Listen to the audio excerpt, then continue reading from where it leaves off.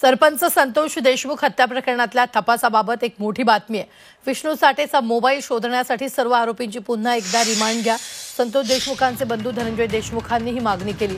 विष्णू साठेच्या मोबाईलमध्ये मोठे पुरावे ते नष्ट करण्यासाठीच मोबाईल गायब करण्याचं षडयंत्र असल्याचा धनंजय देशमुखांनी आरोप केला। केवळ गुन्हा दाखल करून भागणार नाही, पुरावे नष्ट झाल्यास त्याची जबाबदारी पोलीस प्रशासन घेणार का? धनंजय देशमुखांनी सवाल केला।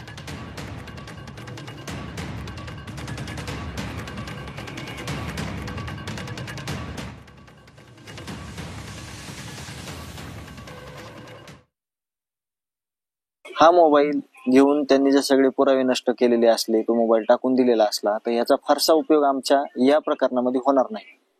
त्याचं कारण असं आहे की तुम्ही पुरावा नष्ट केलेला एकच गुन्हा नोंद करू शकतात विष्णू चाटेवर आणि सगळ्या आरोपीवर, पण त्याच्यात असणारे सगळे धागेदोरे, त्याच्यातून कुणाकुणाला फोन गेले, त्याच्यातून कुणाला व्हिडिओ कॉल केला, त्याच्यातून काय काय व्हिडिओ आहेत, सगळे पुरावे त्याच्यात आहेत।